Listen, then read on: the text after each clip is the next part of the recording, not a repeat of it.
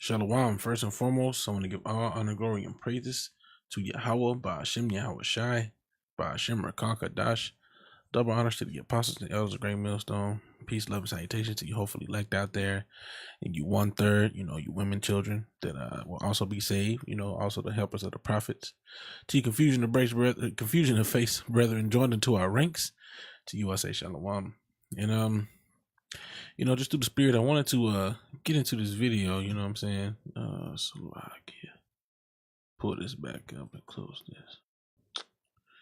All right, so and this really just going into Esau, you know what I'm saying? And I'm gonna play this clip here in a second. I'm gonna read this first. Job 13:4. But ye are forger of lies, which is, hey, the Edomites are forgers of lies. Ye are all physicians of no value. And that's Esau all day, man. He's a physician of no value, but let me hit play on this, man, because I thought this was very interesting, My wife, Kira Dixon Johnson, was the closest thing that I'd ever met to a superhero. She made me far better than I ever thought I could be, and she was far better than I ever deserved. We're talking about a woman that ran marathons, that raced cars, that spoke 5 languages fluently. So we were blessed to welcome our first son, Charles, in September. Now, I want to say none of that means anything to the Lord, that you do this, you do that, you speak 5 languages. That don't mean nothing to the Most High, man. But that ain't the point. I'm going to let this keep playing. 18th of 2014. We always wanted back-to-back boys, and we were blessed to find out that we were going to welcome our second son, Langston, in April of 2016. We walked into Cedars-Sinai Medical Center. Hey, Salakia, and if you read, let's see, it had the title up here. Let me click back a little bit. We walked into Cedars-Sinai in 2014. We always wanted back-to-back boys, and we there you go, right there. Black women, so-called black women, are 243% more likely to die from pregnancy or childbirth-related issues than let's see here, yeah. But that, yeah, I'm gonna just let it continue to play, but that's a crazy number. I know that we were going to welcome our second son, Langston, in April of 2016. We walked into Cedars-Sinai Medical Center on April 12th of 2016 with a woman that just wasn't in good health. She was in exceptional health. We went in for what was supposed to be a routine scheduled C-section on what was supposed to be the happiest day of our lives, and we walked right into what was a nightmare. Shortly after the procedure took place around 2 o'clock, shortly afterwards, we went back to recovery. As I'm sitting there reflecting in all this glow and pride of being a new father for the second time, Kira's resting, my new baby is resting, and as I look at her bedside, I begin to see the catheter begin to turn red with blood. I brought it to the attention of the staff, the nurses at Cedars-Sinai. They came in. They said, we're going to do a couple of things. We're going to order a set of tests, and we're going to order a CT scan to be performed stat. I was concerned, but I said, you know what? My wife is healthy, and what's supposed to be one of the best hospitals in the world. I'm concerned, but we've got a plan, okay? Blood work comes back. He said he's concerned, but we've got a plan. Yeah, but that plan wasn't according to the Most High. The Most High's plan, because this day, he required what he required. Showing that it's abnormal and she's hemorrhaging. And they ordered a CT scan that was supposed to be performed stat. Keep in mind, this is around 4 o'clock. 5 o'clock comes, no CT scan. Her blood levels are continuing to drop. By this time, she's beginning to shiver uncontrollably. 6 o'clock, no CT scan. She's beginning to become pale. She's in extreme pain. 7 o'clock comes, 8 o'clock comes, no CT scan. I'm pleading the staff to do something. And around 9 o'clock, as I continue to plead for my wife's life, the staff at Cedars-Sinai Medical Center tells me, sir, your wife just isn't a priority right now. And that's the sentiment of these Edomites, man. You jakes are not priorities. You so-called blacks, Latinos, and Native Americans are not priorities. As a matter of fact, more so than not being a priority, they want you dead. They don't want little jakes being born, little healthy little nigga babies. You see? And this is why we out there on the highways and byways, and we have brothers putting up the epistles, the live streams, trying to wake up the house of Israel, let you know, man, you are not desired in this society. See? Video 6 minutes ago. Stream 8 hours ago. You know? Stream 7 hours ago. 1 day ago. This is me and the brother earlier today. You know? 58 minutes ago. It's coming out on a high level, man. You know? Then we got the brother here live. You know, I was just on his comment board, you know, checking out the brother's live stream, you know. And then I decided, hey, the spirit hopped on me, hey, man, because before that I was going to make a video. Because of the video he posted right before that. And now he on the live stream. You know, so ain't nobody not going to have no excuse, man. You know? People not going to have no excuse. But, hey, we trying to wake up the elect of the house of Israel because we know everybody ain't going to get it. But what are we telling our people?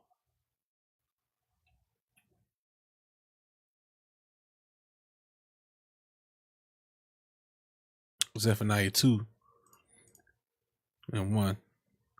Gather yourselves together, yea, gather together, O nation not desired. You know, because you are a nation not desired. This is why they'll let you sit there and bleed to death, man. You see? 8 o'clock comes, 9 o'clock, 10 o'clock. They said, well, we need to do a blood transfusion. I'm saying, well, where is the CT scan?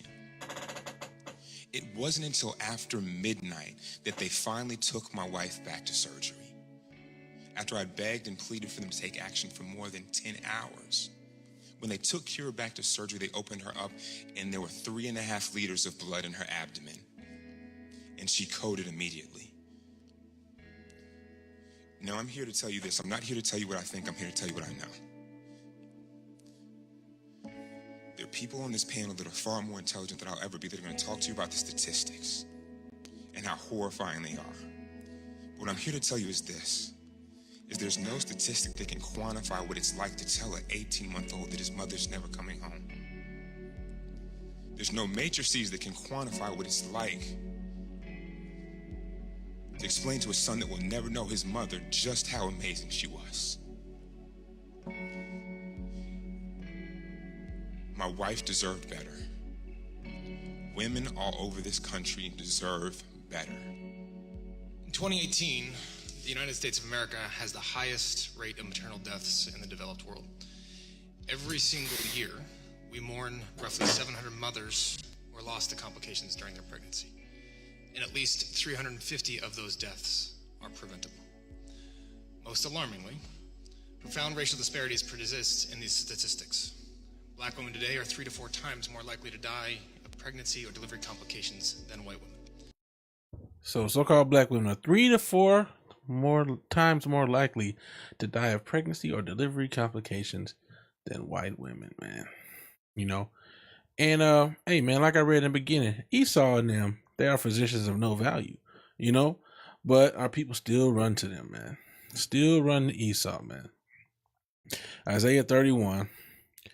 And really, I just want the beginning of this, but I can read the whole thing. Isaiah 31. Woe to them that go down to Egypt for help. Now, this ain't just talking about trusting in his military, trusting in his police. This is going down to Egypt for help in general. Woe to them that go down to Egypt for help and stay on horses and trust in chariots because they are many, and in horsemen because they are very strong. But they look not unto the Holy One of Israel, neither seek the Lord. You know. And by the looks of this dude's clean shaven face, you know, lined up goatee, he don't know Yahweh.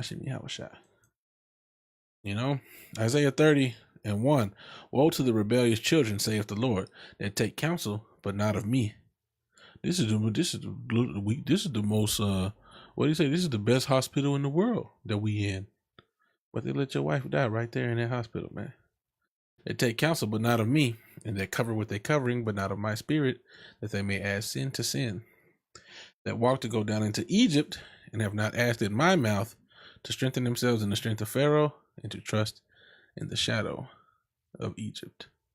You know, and that's basically what it is, man. You know, they trusting in the shadow of Egypt. They trusting in Esau's system. Like Esau, like these so-called white people really have your best interest at hand when, hey man, they prove to you over and over that they don't. The police don't, the schools don't, the teachers don't, and these doctors don't. They don't have your best interest at hand. You go to that doctor and you tell them you got one thing, you come back with another thing, or you come back worse. You see? Before we try to explain that away on socioeconomic terms, just access to care, access to education, higher income. We have to be clear that even when you control for those factors, a wealthy black woman with an advanced degree is still more likely to die or to have a baby die than a poor white woman without a high school diploma. Black women are... There you go, man. Out of the horse's mouth, man. Out of the serpent's mouth, man. You know? Here you go, the statistics. You're still more likely, even if you're rich, you're still more likely to get neglected. Why? Because you ain't a desirable. You were undesirable. A poor, dang on Edomite trailer trash lady with no insurance is guaranteed better care than you so-called black women with a Harvard College degree and money. You see? But y'all be the first ones to defend this system that's ruled by the white man. That's not set up for you, the so-called white man, the Edomite. 243%. So-called black women are 243% more likely to die from pregnancy. That's more than 100%. That's 240. That's almost 250% more likely. More likely to die from pregnancy or childbirth-related causes. 243%.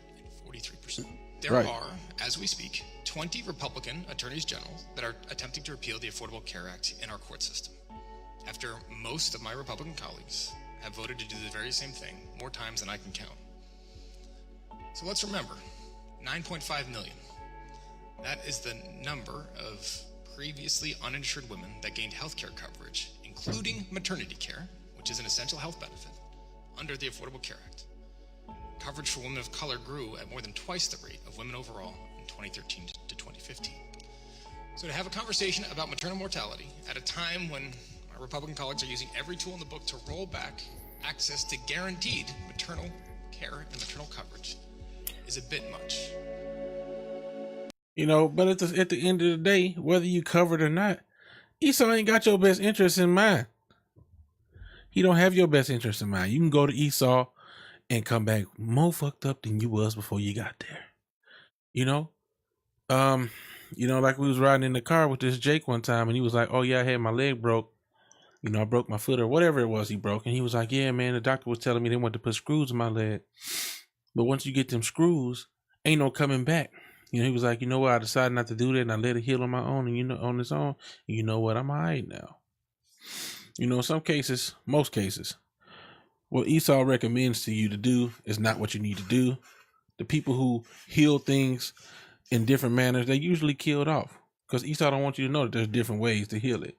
You know, a lot of the problems you have can be healed through your diet as far as, you know, persisting diseases or symptoms, you know, and it's really coming down to the point where we have to be our own physician. You know, we have to learn how to be our own doctors, man. You know, have to learn how to release your own pinched nerves and, you know, little different medicines and herbs you can take. Hey, man, we might have to, you know, who knows, man? We got to figure something out, man. Because Jake is through, man. We perish for a lack of knowledge, man. Our people perish for a lack of knowledge, man. And that's definitely something that's lacking, you know. But anyway, I'm gonna read this last one. Ecclesiasticus 12:10. Never trust thine enemy, for like his iron rusteth, so is his wickedness. You know, and hopefully this was edifying, man. But I'm gonna continue though. He humbled himself and go crouching, like that dude was on there acting like he was ready to cry. Man, that ain't gonna change nothing. Sound like he was choking on his words. Yet take good heed of him, and take good heed and beware of him, and thou shalt be unto him as if thou hast wiped a looking glass, and thou shalt know that his rust have not been altogether wiped away. You see? So if you take heed to him and you don't get comfortable, just keep on watching him. It's gonna be like you wipe that looking glass, those glasses. Let me wipe my glasses. I got my eye on you. Yeah, you look real nice. You looking like you all for me. But let me keep my eye on you. Yeah, and you gonna know that his rust have not altogether been wiped away, because you're gonna catch him when he reveal his wickedness. You're gonna see. Oh, see, I see what you doing, you know. But if you ain't got your eyes open, you get comfortable, you get relaxed, or you go to him when you in a frenzy, You ain't gonna have your wits about you to realize, hey man, this nigga messed me up more than I was before I came in here, man. You see? Man, I got all type of stories going down. I went to Esau one time when I was feeling real sick, and he prescribed me 2 different medications that work adversely against each other. As a matter of fact, on the bottle of the one it says "do not take in conjunction with this other medicine." Them niggas tried to kill me because this exact medicine that was on that bottle that said "do not take with the other medicine." Guess what? They gave it to me. They tried to take me out the game, but Esau don't give a damn about you, and that's what he's here to do: to kill you niggas.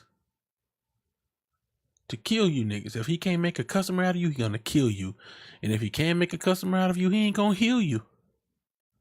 You see? And that lady was of no benefit to them. Why? Because she was in perfect health. According to her husband, she was in perfect health.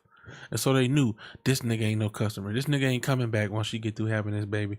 So we might as well kill her, man. But hey, ultimately, it was all in the hands of the Most High. That was judgment, man. But hey, man, woe unto them that trust in Egypt, man. All praise to the Most High Yahweh, Ba'ashem Yahweh Shai, Ba'ashem Rakanka Dash. Double honors to the apostles and elders of Great Millstone. Salutations to you brothers out there, man, preaching this word in truth and in sincerity, man, and to the humble listeners, man. With that, I say shalom.